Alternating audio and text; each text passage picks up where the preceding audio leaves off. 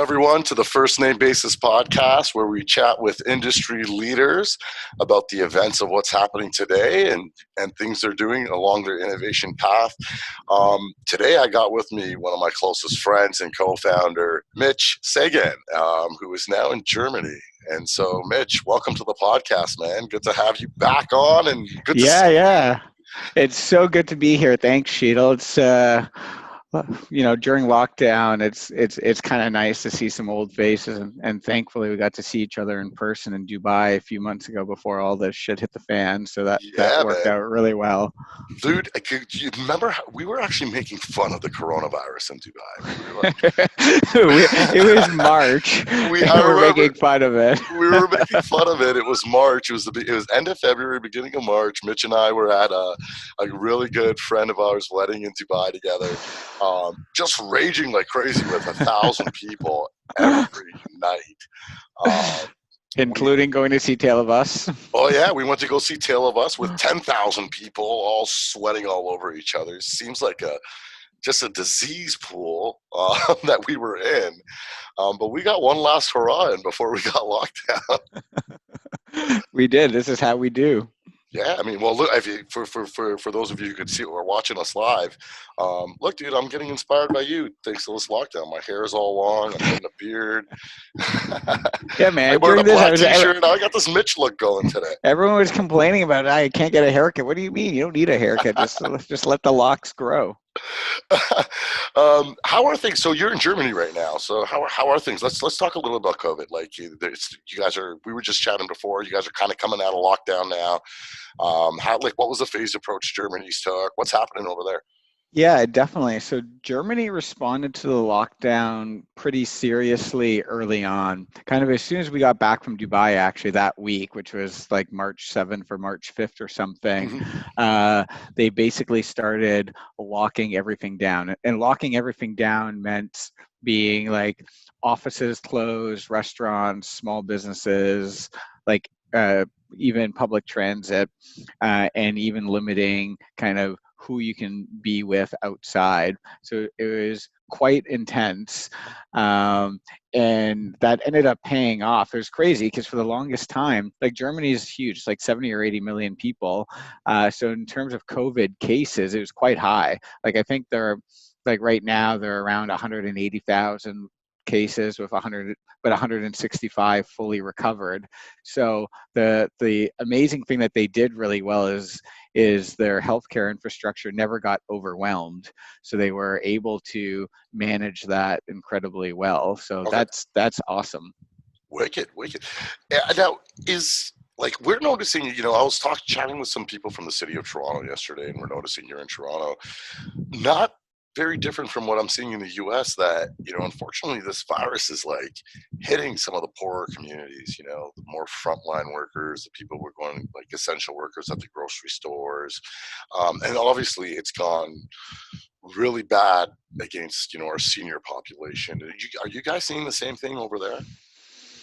Here, it wasn't necessarily, here the where it got hit worst was geographically like the industrial centers of Germany. So if you think about like these huge plants that are like producing all of the automotive stuff and all the which tend to have a higher proportion of immigrant workers and so on, definitely hit harder. But it wasn't strictly a wealth divide thing. It was more of a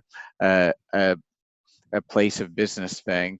So as soon as they cut down on work, it started resolving the infection rate almost immediately. Oh, wow. And the other thing too, that Germany had this ridiculously low death count relative to everyone else for the longest time, which there's lots of rumors why it was the case, but one that I found was kind of interesting that they said is, so in Germany, it originally started breaking out during the carnival parades. And they're like, oh, like because it broke out during carnival, it was all like young, healthy people that were like the first to get it. The people who were outraging and celebrating. Yeah. Were you in the carnival parade?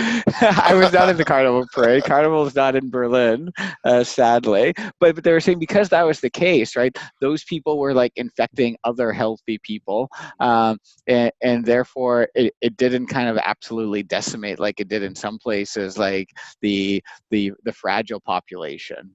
Yeah, I mean, it's nuts to see. I've known some pretty healthy people who've got it, and tested positive, and it's knocked them out. Like they were out of commission. Like I think one of the terms that scared me being claustrophobic was like if I felt like for 4 weeks I was breathing through a straw, uh, which is a scary Yeah, thing. one of our investors actually, who's kind of like our age really, he and his wife got it in Amsterdam, and it pretty much put them like bedridden for 2 or 3 weeks. And this was the description he had actually. It's like it feels like you're like struggling to breathe on the top of Everest, like constantly. Yeah. So anyways, like knock on wood, Yeah. we're coming out of this thing and better able to handle it if we do get another spike. But overall, coming up from afar too, is really good to see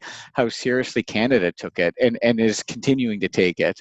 Like it seems like everywhere, like across the board, they really fucking like cramp down on everything, and even on social media, right? I'm seeing like a fair bit of public shaming from people who like when Trinity Bellwoods blew up, like people are seem to be serious about it. Yeah, the people are taking it really seriously. I mean, Toronto, I think is one of the last places in North America, well, at least in Canada and the U.S., to still not reopen, right? Like we only started getting reopening guidelines 48 hours ago, which is crazy. I mean, I'm looking in everywhere else. I mean, they have some sort of capacity of restaurants, bars, even in Brooklyn, like where it's like the epicenter on Franklin Street. They got people serving booze and sandwiches, and it's kind of like this outdoor, thank God the weather's better, like go out and socially distance and have some sort of normal life back. And I feel so bad for those small businesses because thank God they have some sort of outlet to like start making money again.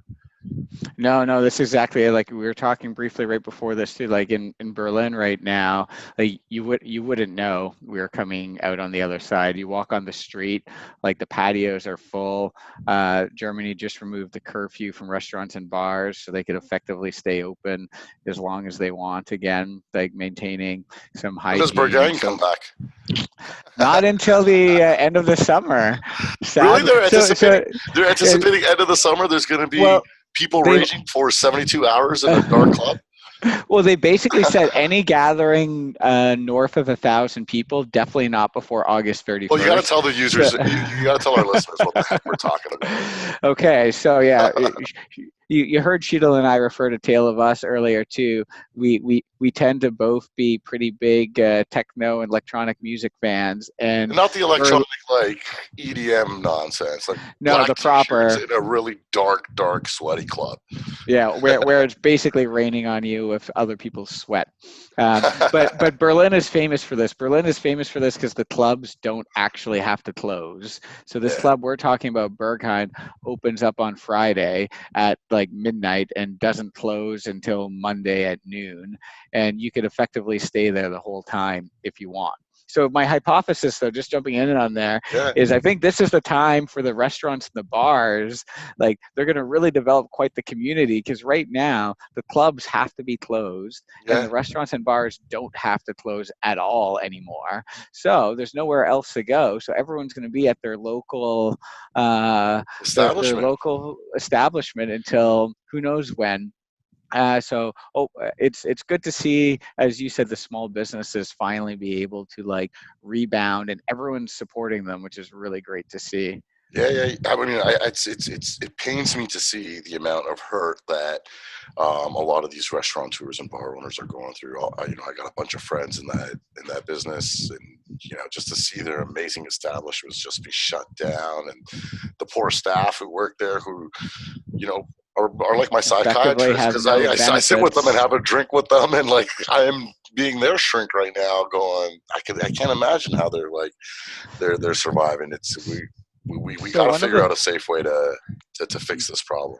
No, and the other thing too, the other problem that isn't as transparent actually, but is huge, is the businesses that depend on those businesses. So my current startup, ChefsList, we're basically an ordering platform between restaurants Never and say the and word their and basically, their Mitch. You are uh, a ordering platform.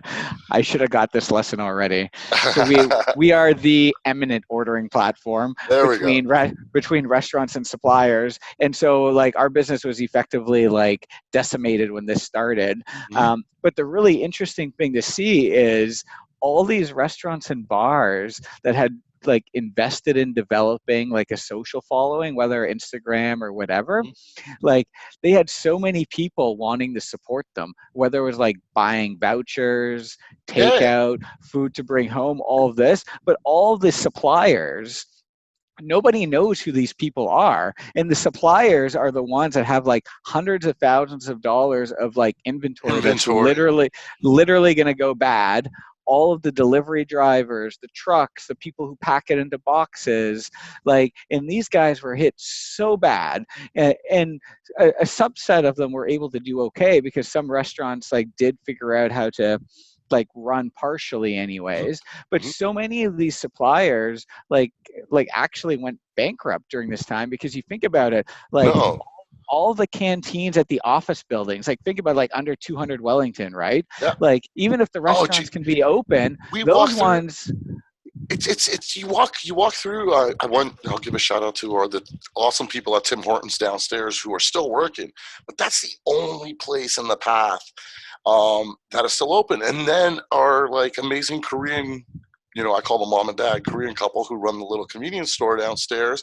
They're open, and I purposely, I mean, we got soft drinks and food and stuff up here. I purposely make a point to go down there every day just to buy something, because no, the path. I exactly. mean, underneath our building, it's ghost town, and Right. So think yeah, about all the suppliers that depend on like those businesses yeah, for and sure. depend on like the food and the cafeteria at the schools that have been shut down. Like, anyways, so were our initial customers. And so it's like, oh shit, like if those suppliers actually had a an audience on Instagram, let's say, or people knew who they were, like, while people couldn't buy fucking toilet paper and hand Yeah, sanitizer, they could have gone to these them. guys, These these guys had it. guys, these guys had it. Like they Yeah. were literally trying to get it out the door. Well, I mean, you know that I'm like the steak connoisseur, and I love my awesome I steak. I saw some Uh, A5 getting barbecued by you on you saw, Instagram and you recently. don't barbecue A5, by the way. You don't barbecue an A5. Okay. Um, but I did barbecue up some T-bones. But that's what we started doing. We started going to the suppliers who actually serve the restaurants I love going to, and I started buying the meat from them.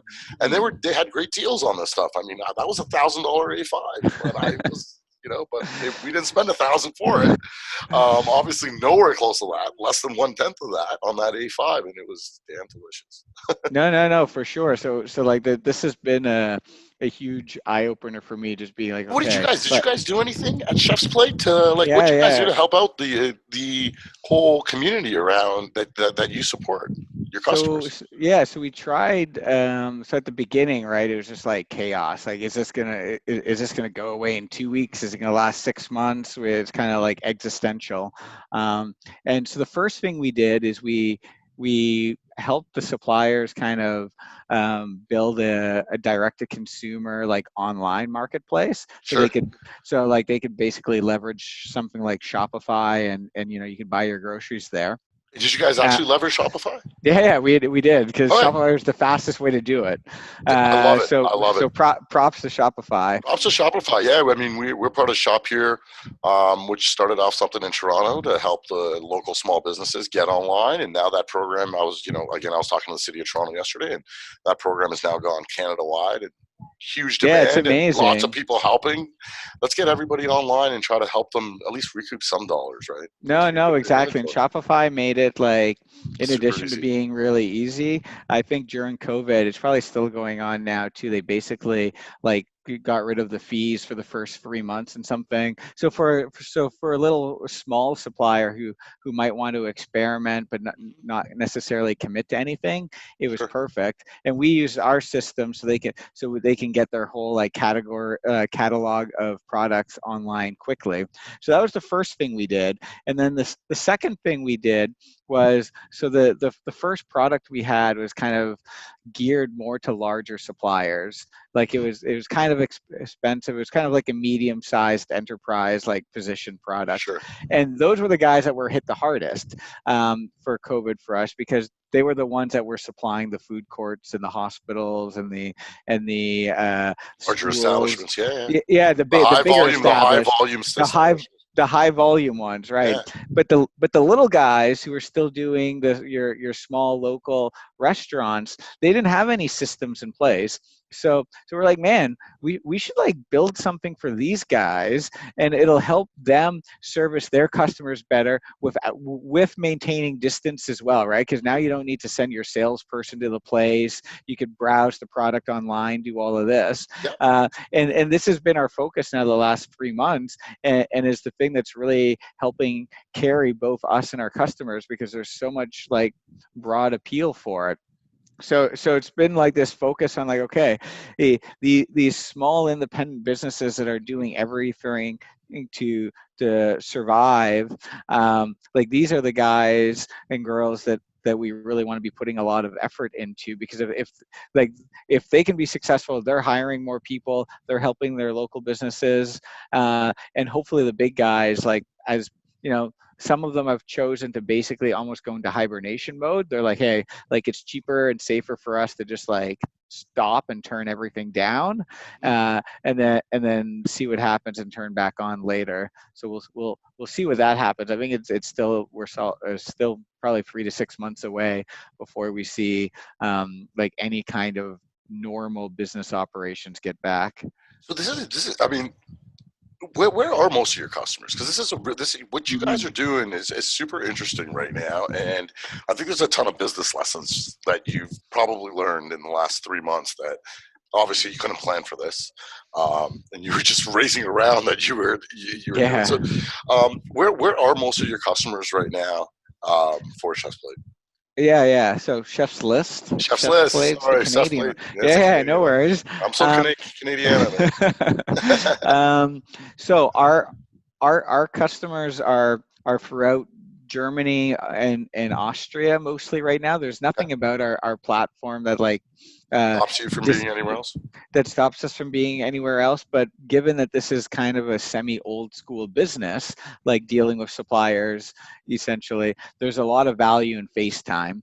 So it's important for us to be able to actually go and like meet them, hear their problems firsthand, and deal with that. And then in terms of like throughout Germany's kind of like I was saying before, right? It's like 70, 80 million people, and there's probably kind of like 10 major cities and then a ton of smaller cities. And this is actually where we kind of thrive, is we thrive in the Bramptons basically of The suburb, the Suburbia, yeah. the Sudburys, basically because our platform is self-service.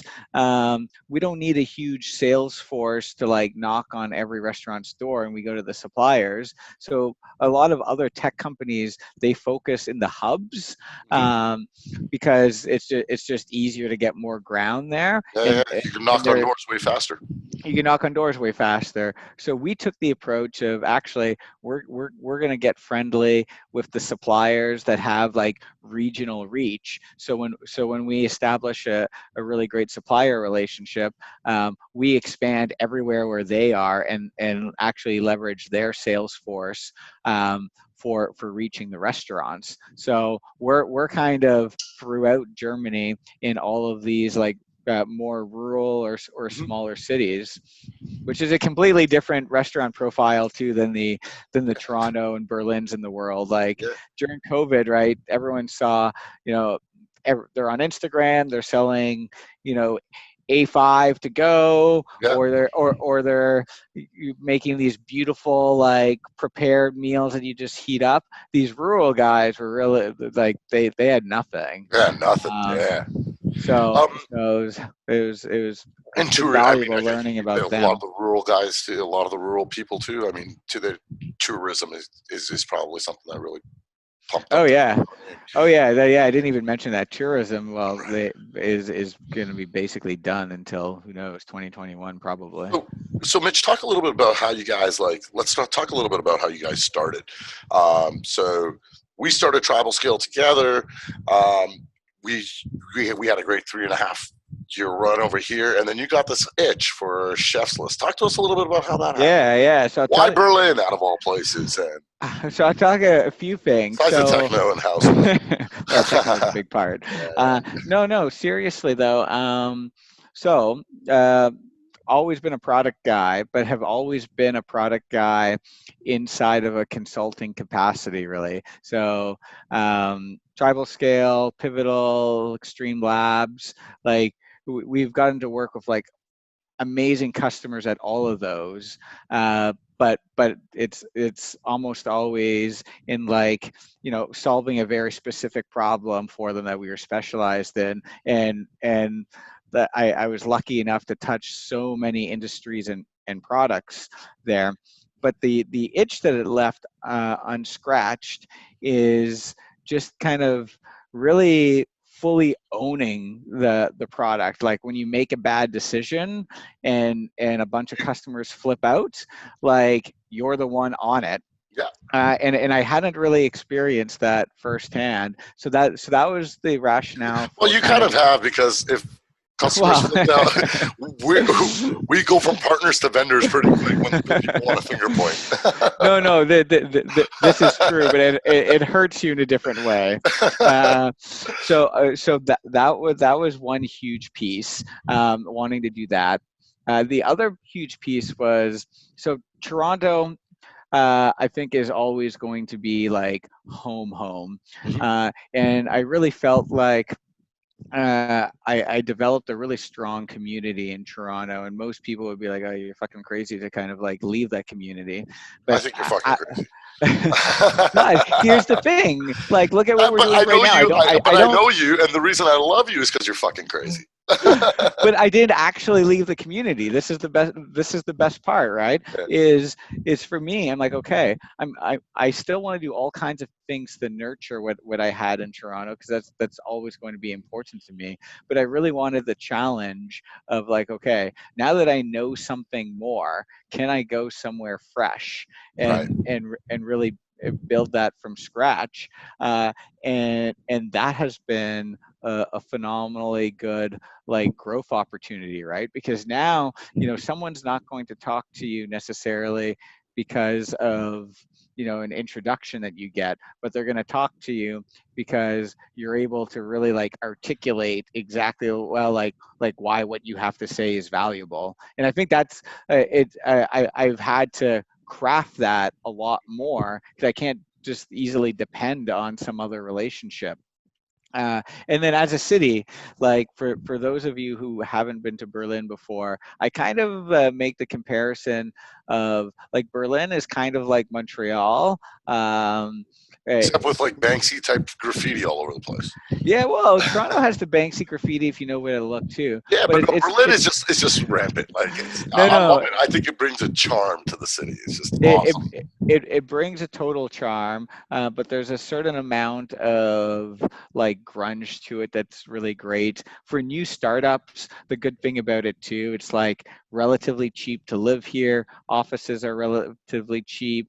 Talent is relatively cheap compared to North America and like London. So it's a good place to get off the ground there. And the German market is huge, right? It's like I said, it's 80 million people. Yeah, There are like billion-dollar companies that never have to leave Germany if they don't want to. Obviously, right. that's not our approach, but like it's there. So how did it go? Like so you guys what you've raised now? Where are you in like your Yeah, funding yeah. So cycles and what's some of the business fundamentals that where you guys are in your journey right now at Chef's List? Yeah, so it's been, I kind of say Chef's List has had multiple lives.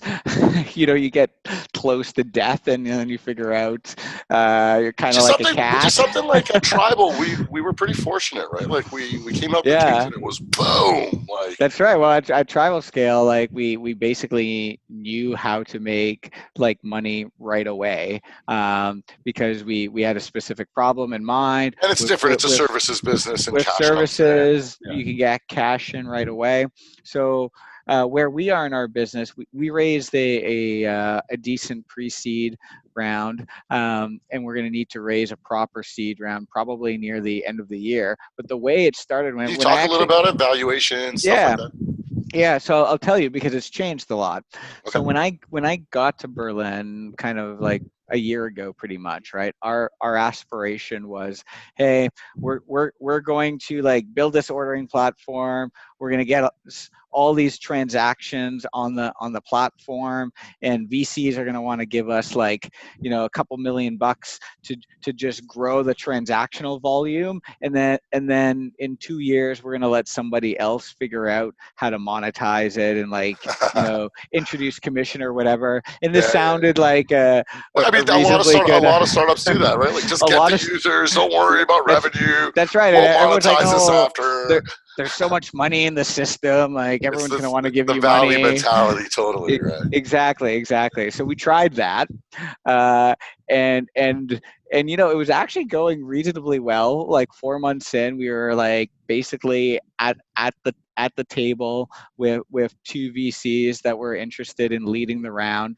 And then two of our competitors each raised like a fucking massive Series A, like $30 million Series A. Two of them in a very related space.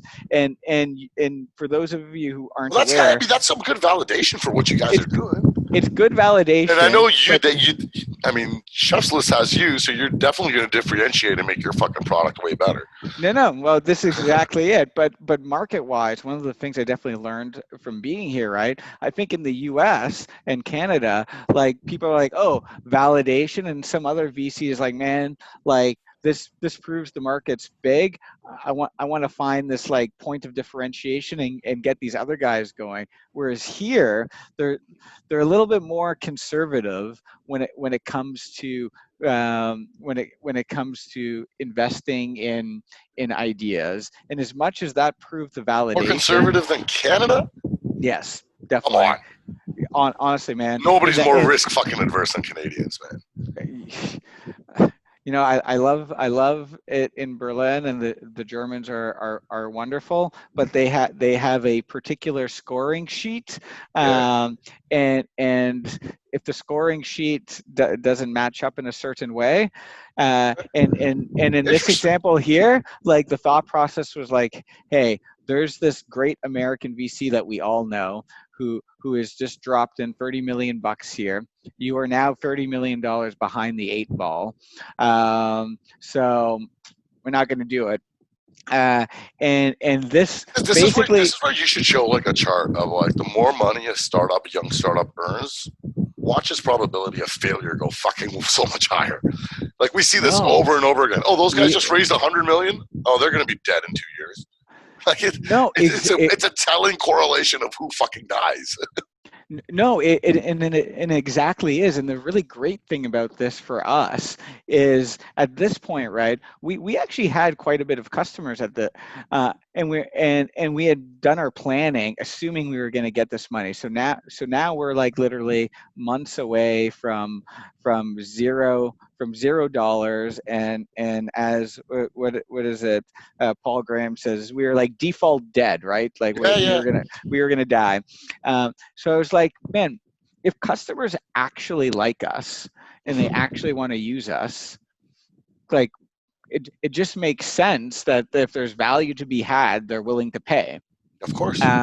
And so what we did essentially, we're like, okay, like how fast can we take what we have now, go to our existing customers and monetize?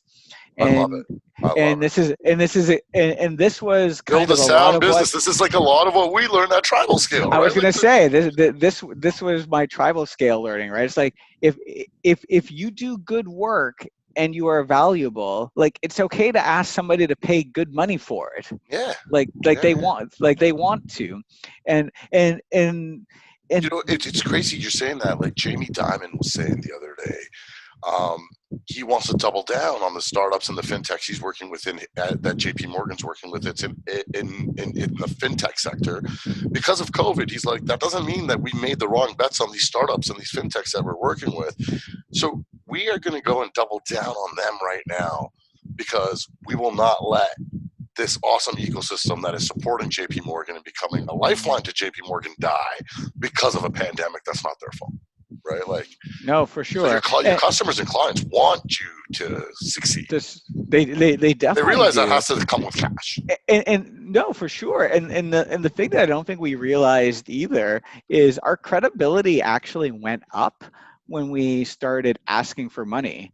Because when you're Yeah, not asking for money, they're like, oh, like what are you doing with my data, or what's your plan later then, like yeah. What this is this doesn't evil? What is this evil plan you have? yeah, what's happening under the curtain. And as soon as we pivoted and we're like, nope, like this is how much it costs, you want to like sign up for 12 months, like literally first conversations, they were signing up immediately. And I think this is one of the divides that early stage startups need to get over fast, because before you start charging a customer, everyone is afraid to charge somebody. Yeah, And I think my biggest learning here is literally start charging as early as you humanly can, because like that's when you're going to get the best feedback as well, right? and If being a somebody product guy, that's exactly it. You're gonna that's get validation. Am I actually yeah, adding value or not? Are you actually that's right. Like the you don't stuff I'm need doing? lip service of somebody saying, Oh yeah, yeah, I'll you're use great. You're it. great. Yeah. Yeah, like okay, well, you want to pay me like $1,000 a month to use this thing? Then like, no. Okay, well then why? Yeah. Like I thought I definitely deliver that much value. So We found that at TribalScale too, right? Like, I mean, remember in our early no, days where yeah. we were Well, like, this is "Hey, let's go invest in our customers. We'll do all this free stuff." And I was like, "No, guys, no. Let's give them a little taste for free." But then they got to start charging, because what did we notice? The people we said, "Hey, we got a real engagement here for you. We're gonna give it. We're gonna do this for free for you," never fucking took it seriously. They never invested the time, the energy. I don't care if they gave us $10. The second they did that, it was like, that's hey, right. there's some credibility there that you're bought into this now, and we're going to That's solve the right. solution together. That's right. Money is just a way to You're actually, actually it's actually a partners. contract to say, you're going to do what you say you're going to do, and we're going to do what we're going to do, and let's solve this problem. Right? That's right. Like you're actually partners. Yeah. And as much as product and services companies might be like very different, like this aspect and how you deal with the humans and actually selling to them and building a good relationship is exactly the same. Like Right. that part is 100% the same. And so this got us on a completely new path, right? This was like this is what led us to actually like raise a proper pre-seed round, because now they're like, oh, like there's an actual business here. Right.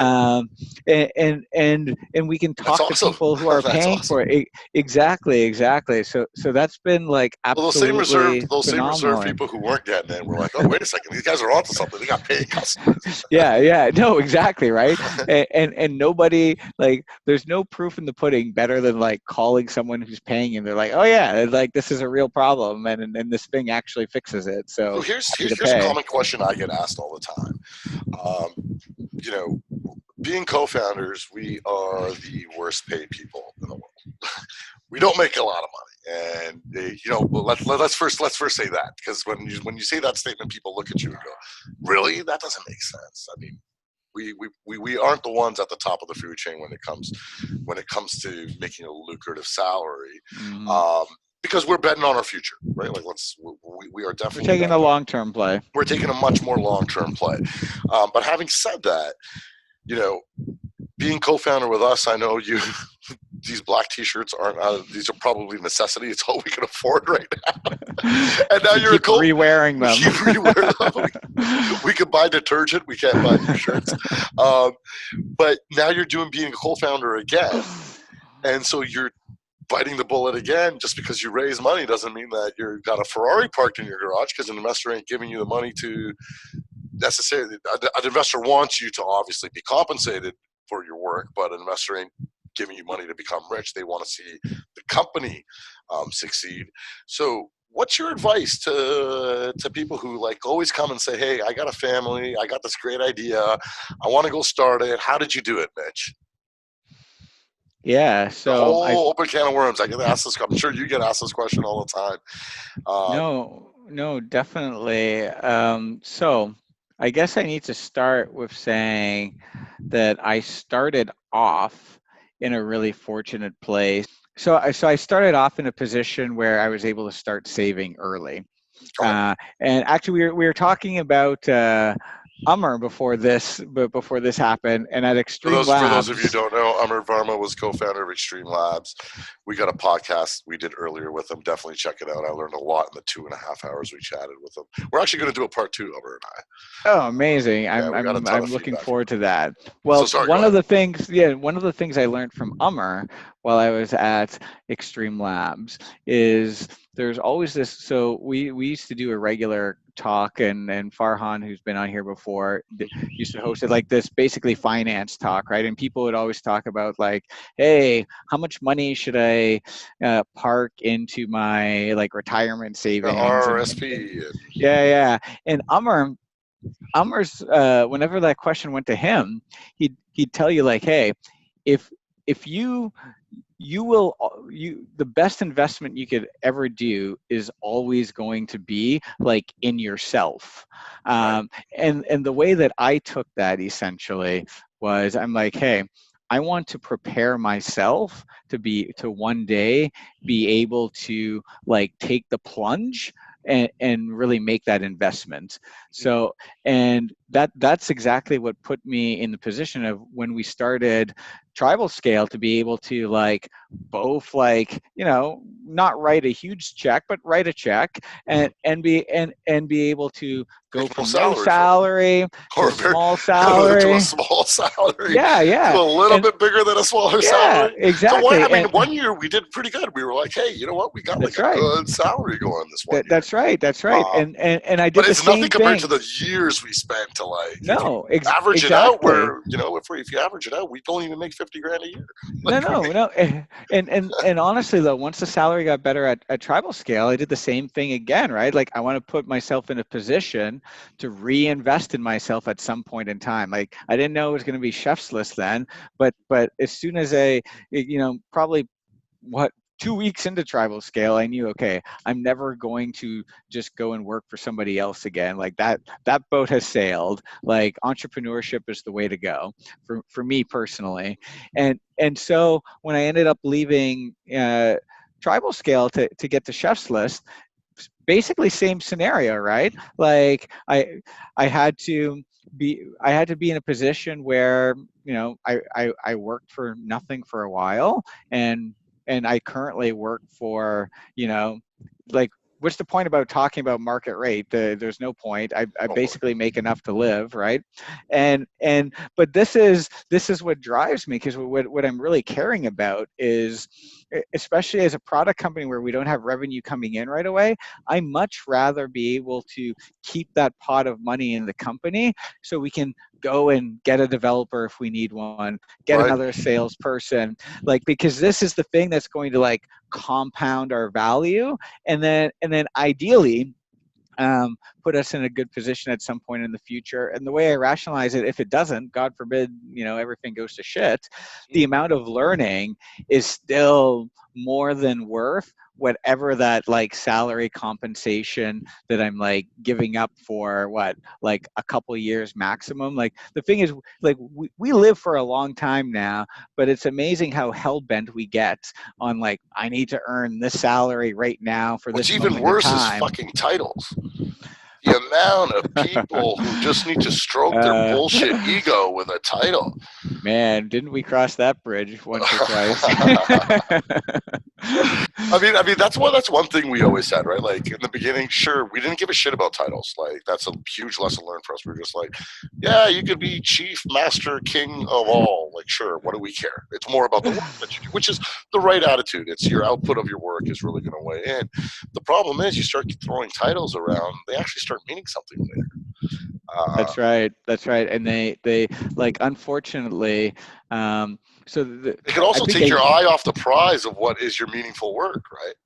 Yeah. And the challenge, like, so the learning that I had at TribalScale with this exact issue is like, you're basically taking the short way out of like solving an immediate problem by like throwing the title around, or even like throwing potentially numbers around depending on when you're doing it, right? Like, you're doing it just to solve the fact, like there's some kind of like deeper conflict that's causing like someone to like really want this or push for this. But the reality is, like, that's not the thing that they actually want. There's some like deeper issue probably. And as a leader, even if you just do self-reflection, like, you know, for the longest time, I just had co-founder on my title, like on LinkedIn or whatever. And then eventually, after 2.5 years into TribalScale, people were like, "Dude, you should change that to CEO." Like, you're not really as startup-y as you think you are right now. And then it starts to matter in certain instances. But like, you're absolutely right. I think Robin Sharma has a great book, Lead Without a Title. Bridge, who you know really well and is an investor here at TribalScale, Bridge always says, and then he always had this like entrepreneurship attitude. It doesn't matter where you, like, which he instilled him and I. He's instilled in me from a young age. It was always just like, dude, if you think you're going to go and add value for a company, no one's going to fucking tell you no. Just go and do it. You don't need a title. You don't need a title. You don't need someone validating, yes, you have the power to go do this. Go do something really cool and bring it to like whoever you got to bring it to and say, this is my plan. This is what I want to execute. Here you go. And we took a different notion of that here at TribalScale. We were just like, we hired you because you're smart. Just go fucking do it. And if you fuck up, come back and tell us. No, for sure. And I think too, the other thing that's been super obvious in with the people that I've worked with over the years now, and are all of the awesome people at TribalScale and even before TribalScale, is like, these people, like, a lot of them really felt that like that title was absolutely critical in what their like larger career trajectory was going to be. Putting the cart before the horse. But exactly, and like, be the horse, pull the fucking cart, and you'll get the fucking title. Right? That's right. And this is exactly what I see now when I look at my LinkedIn with all these people we worked with, right? I see so many people that were individual contributors at TribalScale, and like they're directors now, and the fact that they weren't directors at TribalScale or didn't get a different title at TribalScale, that didn't deter them from getting that director job later. In fact, it's amazing, what got them that job is how they could speak about their experience and what they actually did. Just yesterday, Rich Giganti, who also helped start the company with us from day one, Rich and I were chatting, and he was like, dude, do you have any idea how many like ex-TribalScale people are now at Google and like doing really cool shit? And I was like, of course. We've made this awesome area for you to learn and be uncomfortable, and it's safe to do that. And most humbling experience. I was telling Angus Frame the other day, who also worked with us at TribalScale. I was chatting with him the other day too. Yeah. I was telling him, I'm like, man, I came across this thing on LinkedIn. Someone wrote a book to help people get into product management called like How to Product. Who is it? Plug them. Man, so 8 people contributed to it. Okay. Half or 5 of them all TribalScale alumni. Come on. Like literally, it was phenomenal. It was like, man, I'm that's just finding this out. This is amazing. yeah. Yeah. I will send this to you, but literally, like, you got Elise, Deepika, Tevis. I think Oh, wow. Simon maybe is there, but I like so Shout many. I'm out to like, some wow. OGs over there. That's awesome. Yeah. It was really cool. And so this is actually also inspired at Chef's List. We actually have some folks who are interns that we give like some pretty serious work to. Also inspired by what I've learned at Again, intern TribalScale is just a fucking title, because if they're sitting beside you and you're investing time to do something with them, gives a shit about the title. Go get like That's real right. work And done. and Yeah. and and man, even if they don't have much experience, like someone who legitimately is curious and wants to learn, like those people can accomplish and do so much. Like we as business like owners and leaders, you really hold yourself back by thinking you need like you need someone that's always been there and done that. Like obviously like you should have those people in your corner and you should speak to them and all this, but like this isn't a requirement to do everything. So when it comes to your first question, Yeah, let's you go back to the started money. this, Let's go back to the money.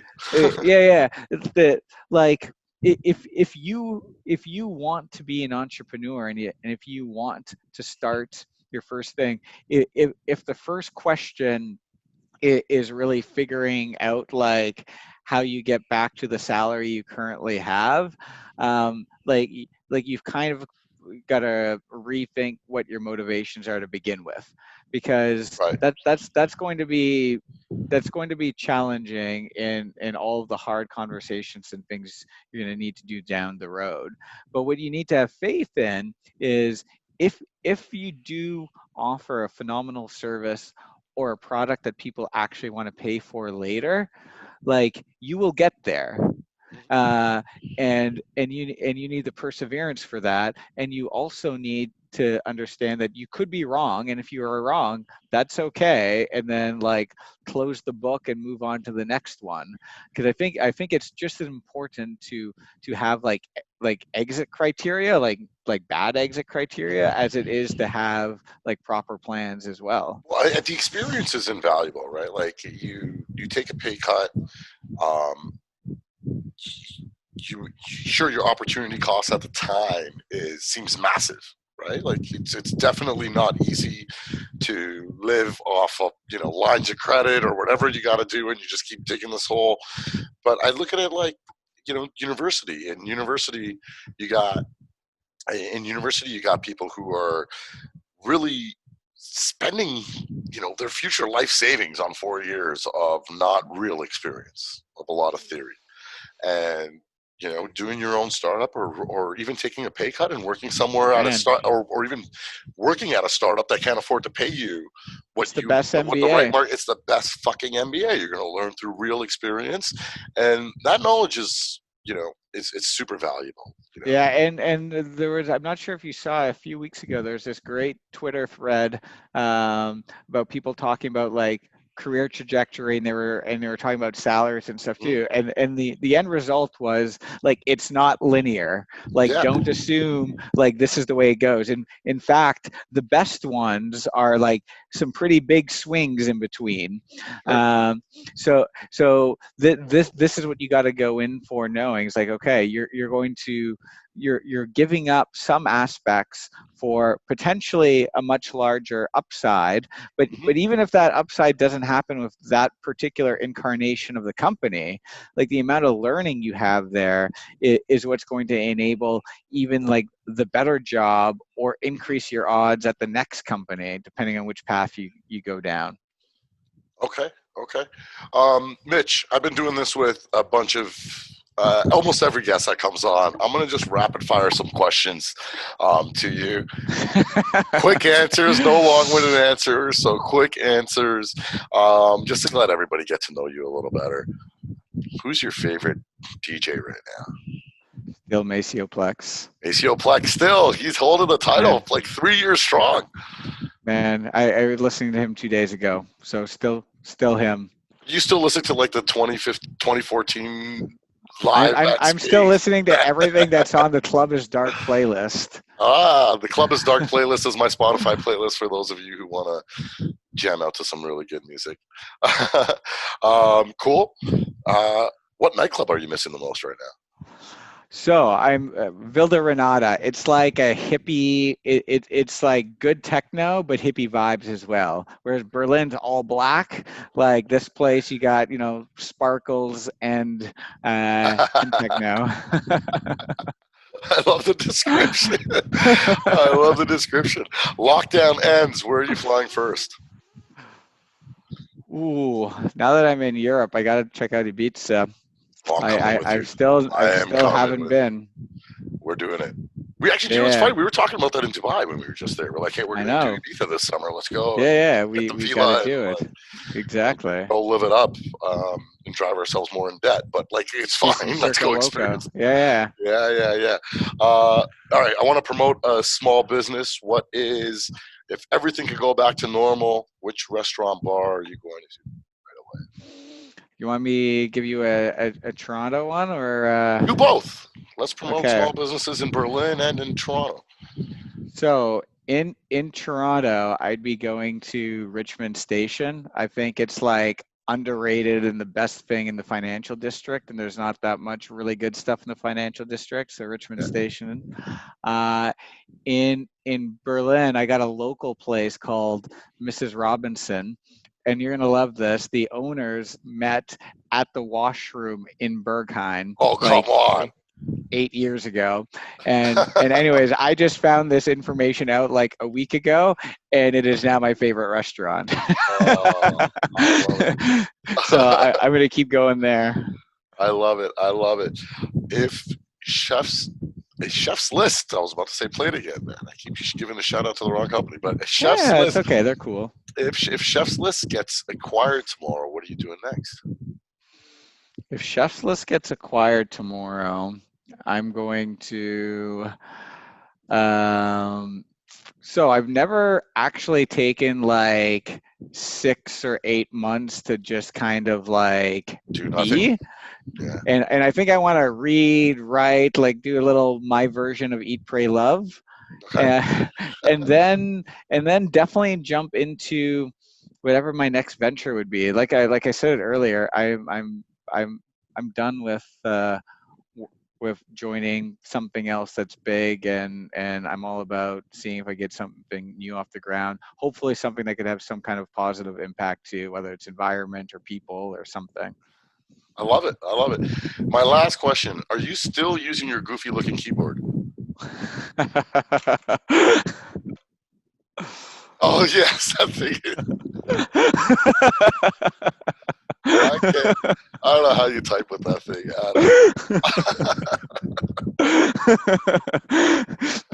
This thing, I got it in DC with Pivotal, brought it to Toronto, and now Yeah. brought it to Berlin. It's when I die, they're gonna put this thing in the grave with me. Oh yeah, I'm putting that in there with you. It's If we do awesome, another man. startup together, we might fight again, and I might smash it over your head and kill you. So it might be a 2-in-1. Well, and it would kill me. It's a solid keyboard. Yeah. That thing got some weight. That's awesome. All right, Mitch. You always inspire us with all, not only when it comes to design but product, and you always are on the cutting edge of new theories, new ways of doing things when it comes to whether it be design sprints or lean practices. Let's talk to our audience that is really focused on design and product. What are some of the things you are seeing that's more cutting edge? I mean, we beat up design sprints. I think it's funny so how many people still don't get it, but I think you are way past that. You're probably onto the next evolution of what a design sprint is, even lean principles. What are you seeing now that you're finding really effective? What's changing out there? I guess the part that I've been spending a lot of time thinking about actually is at the beginning of Corona, everyone was hell bent on like figuring out these new collaboration tools and like mimicking being in the office, right? We all saw these tools where like the camera's on all the time, or you could constantly jump into like a water cooler Well, you conversation saw and all Spatial. this. We're investors in Spatial, and like Spatial's doing some amazing stuff right now. They released to the public, right? No, for sure. Yeah, yeah. And I saw Farhan and Umar in a room on Spatial, which was really, really cool. Yeah, really cool, right? But on that vein, I guess what I'm trying to constantly think of is like as the world is shifting a little bit underneath us, right? It's not necessarily about always figuring out what's the digital analog of what we were just doing, right? I think like new forms can happen like all together, whether it's a new way of interacting or anything like this. And I guess what I'm trying to do with Chef's List, right, is is getting the balance right, because it's like, okay, you need to like mimic something that people already know. So like when Apple, like the example I always use is with, remember when skeuomorphism was really big with Apple, and like the notepad actually looked like a notepad and all this shit? So it's like, okay, you need to start there so people can like in their mind understand like what it is you're doing and how something works.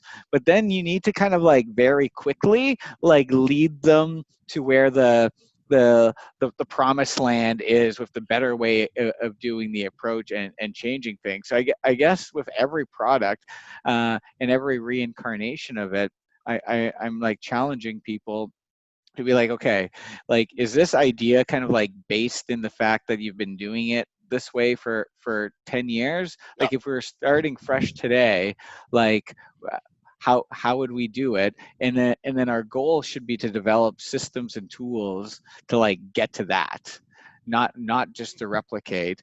And so I think for our own product, this is what I'm doing when I'm getting people to think about stuff. Like these are the types of questions that I want to challenge them to get to, because that's where the innovation is going to happen, right? Not just like replicating the old way in a newer fancy way, but kind of like throwing it out altogether and be like, okay, what was the point of this, and can we remake the point in some brand new way?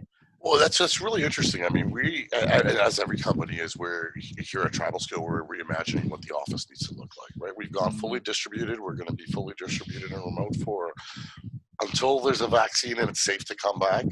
Um, we are looking at office space as how could it be? What if we needed space? Even what would it look like? Like, does it even need to have a desk?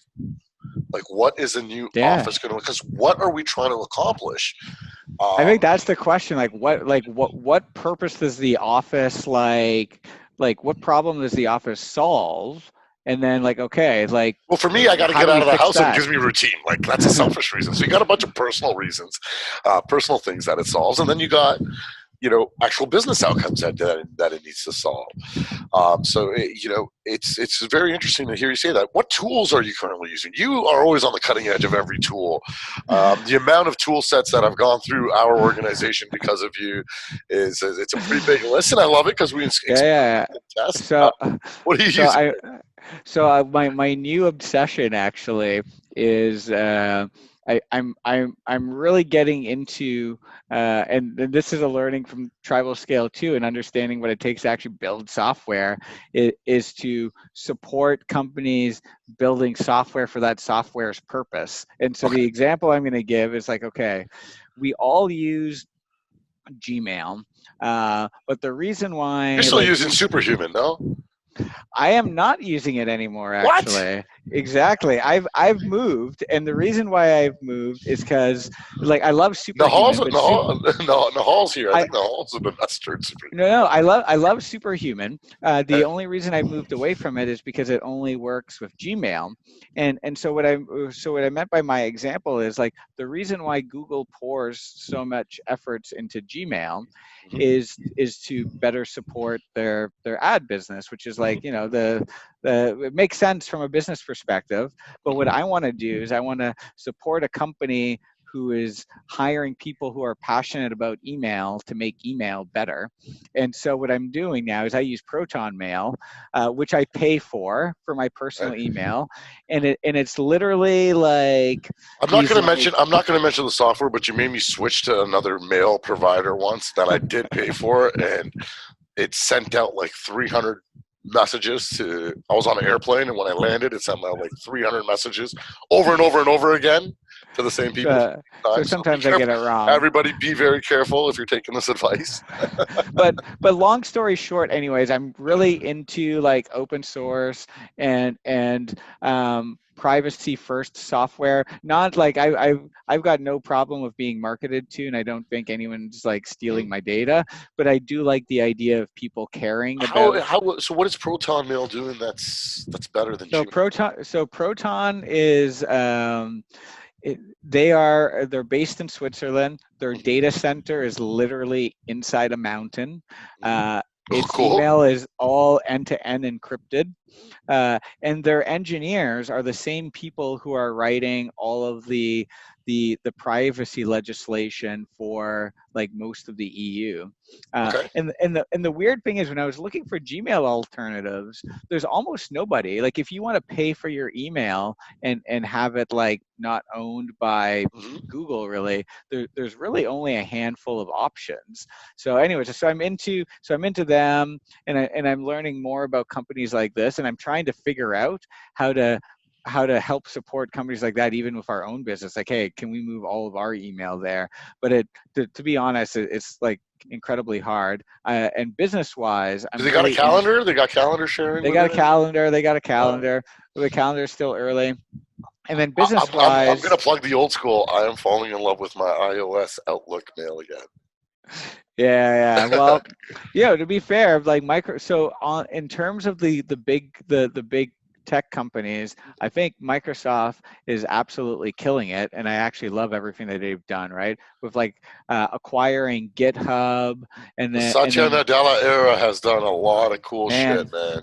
I agree. Like if I'm gonna put my chips into one of these guys, like he's really making me like really want to invest there. And I think all of the products that they're building, like I'm an Apple guy, but like their new Surface Pro tablets and things like this are phenomenal as Hey, well. is that your new toy you're using right now? No. I'm still on a Mac right now, but I could totally see that coming up Hey, look what I pulled out of next. storage. Your old iPad. Oh, sick, man. Well, you should use it. Dude, I don't know, man. I'm not converted yet. Maybe it's because of lockdown. I just find it easier to go from my iMac to my MacBook Pro, and don't really find much use for this thing unless I don't know, unless but I'm like lying in bed and watching like Netflix. But like, I actually find most of the work I do is like actually on my phone. I do. and then when you got a bigger form factor on this, like, what do I need the iPad for? I don't know. No. You're right. I'm, You're right. Like the for amount our of listeners out there, message me your best iPad tricks, because I'm really trying to say, I really want to see why people are in love with this. And now people are telling me, oh, the magic keyboard will change your life, and am I really going to go spend $500-600 on a fucking keyboard now to just figure out if this device is actually going to be useful to me? I don't know. what I like about getting better and more productive on my phone though is it's easier to like what is it Jeff Bezos was saying, like work life flow, right? Like it's like you could literally I could be doing something social and enjoyable elsewhere and still jump on a Zoom meeting almost effortlessly, and the screen on the phone is big enough that I could Yeah. see like I could do a screen share properly and see That's one of the somebody's first things desktop. Kirsten taught us when she came down to Oh yeah, TribalScale as Kirsten president. was She's so like, freaking productive on her she phone. was all about it's the flow. It's like there's no off. You're just always on, but you can manage it with a lifestyle. It's just a flow, right? That's right. Like it Yeah. sounds But it's so bad true. It's so being true. always on, but yeah, you can get the flow right, and then it's actually quite nice and liberating, right? Because it feels like okay, now I can do everything. I would love more tagging features of like just creating like to-do lists, whether it be within Slack or email or whatever, of just being Like like tags that are like cross-platform too. cross-platform. Like it should be an iOS feature where I just go boom, boom, boom, boom, boom, boom, boom, and then I go, okay, I'm now ready to jump into my hardcore workflow and go, All right, Mitch, we've gone over our hour. I know like I said this in the beginning, you and I probably got 10 episodes in us. But I want to wrap it up in like the next 10 minutes. Um, one of the questions that came up online was, what's the story of us co-founding TS? And so why don't you take a shot at answering this? Yeah, so from my perspective, so all of us who helped co-found TribalScale started to get to know who each other are at Extreme Labs, right? We didn't necessarily work together, Yep. and in our case, we didn't. You and I didn't. We had respect for each other. Yeah, Uh, but what we did have, right, is we were 1 degree of separation from people who did work directly with us, right? So when it comes to like thinking about forming a team, and you could ask the people you trust, like that's where the initial connections came from. And so you spoke to me. I heard of the other people you were speaking to, and it's like, okay, I hadn't worked with them either, but I also have like a lot of uh, both trust and like admiration for who they are. and And there's a and I think, variety of different people, like the people who we started with oh weren't the yeah, people we started having conversations with. There was a whole process that was yeah. but happening, the and but there's a lot of lessons learned too. Of like we completely fucked up how we were doing it. yeah. It's incredibly important who you Yeah. like literally like get in bed with, sign that paper with. But what did it for me was was the team, right? I felt like everyone had a very specific strength and role. Like as time went on, the company needed like different things, Yep. and At that therefore time, that. we had it. We That's had a right. That's right. solid. At that Yeah. moment in time, it was the perfect thing, Mhm. and I think that's what led us to accelerate so fast. But like accelerating so fast is also probably the reason why like what TribalScale then needed was also like changed really quickly, Right. and And we learned so many lessons. I mean, look at the difficult year 2019 was for TribalScale, right? Like it's been a lot of restructuring and growing too fast and really soul searching. And hey, what are we going to be good at? And how are we going to build a proper foundation to rebuild again in a healthy way? no, exactly, and I think, how would I do it differently? Like honestly, there's an element that's always going to be a crapshoot, right? And I think one of the things that we did reasonably well, that maybe some smaller companies or people who don't have like entrepreneur advisors that can get themselves in trouble with, is like, get your legal shit in order, Yeah, right? yeah, It's like I think, luckily we had good lawyers from the start. I think yeah. this is Chad from Osler was so I, instrumental, so I think helpful. this is a number one piece of advice I give to people who are looking to, like, you might think like that's not an important thing or you don't need it, but like it's a foundational document for a reason. And even Uh, understanding what every clause means, yeah, I think is solving for the what ifs is super important. yeah. So anyways, Sheetal, you brought together a really good group of people. We had dinner. We were fucking like Yeah, we were on at O and B. board. We were O&B there on front with it. O&B, we we We we did some we oysters. we I remember. yeah, we had a Yeah, shared mission and goal, yeah, and everyone was ready to kind of like, put put put put their salary and ego aside and be yeah, like, let's start. yeah. I mean, it's crazy. I talked about it at our second takeover, right on stage, where it was where I was like, hey, we went and we got these awesome individuals who were making pretty lucrative. Like we just started making. We got acquired, and we had this great pivotal stock that we knew was going to IPO. Like there was no doubt in any of our minds, and we had these lucrative salaries, and we were like, "All right, let's quit our jobs and take no salary, and actually let's write a check to the company." Yeah, exactly. Let's write a Like the check. opposite of everything. I joked that my mom thought I was just absolutely batshit crazy because she's like, "This is Which what." maybe you were. I am. I mean, I still am. But my mom thought like I was absolutely crazy because she was like, "Hey, this is your time to like actually cash out and take some money off the table. But you nut job, you just want to go and like risk it all over again. But I'm Yeah, so happy I did, exactly. man. I'm so happy. Yeah. No, Um, it's amazing to see. all right. We're gonna sign off soon, Mitch. I want to make sure I have you on again. I even think, you and I have such good banter that we should probably host other people on, and That'd be and we can awesome. make this a 3-4 way conversation. But let's talk just about product. What is one last thing you want product-minded folks who are listening to this podcast or watching this podcast to hear from you? What is one takeaway you want from our conversation today for them to leave with? Lead lead with the hard thing, which in our case was asking our customer to pay early. Mm-hmm. And in whatever product you're on, like the thing that you're afraid to ask or afraid to move forward on, that's probably where you need to start. And as much as like, it might reveal like a fundamental flaw, like that's exactly what you want to find early. And I'd say as product leaders, as people, even if you're in an enterprise and you're like leading a new business unit, a new product, like whatever that play is of the goal, whether it's to get people to subscribe to something, get them to buy something, whatever, like you need to figure out what your shortest path of like leading to that is, so you could problem solve along that.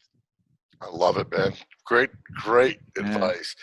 Mitch, I can't wait to see you, dude. Miss you so much. Yeah, man. As soon as these air bans are done, you come to Berlin, I'll come to Toronto, or we'll both go to Dubai, one or You the know other. what? You know what? Before a second wave hits us and we get locked down, let's rent a sick pad and make like this awesome office for you and I to just chill in Dubai in the winter. Why not? Yeah, We've done shared it before. It space. was fun as hell. Sounds good, Sheetal. Thank you so much. It Yeah, was an no. awesome conversation. Thanks so much. Thanks so much. Once again, you can catch the First Name Basis podcast on Apple, Spotify, Google, Facebook, LinkedIn, Twitter. We're going to put it everywhere. There's so many awesome lessons learned here, Mitch. Thanks so much, and we'll do it again soon. See ya. Thank you. Ciao, Enjoy dinner, everyone. brother. Take care. Have Bye-bye. fun.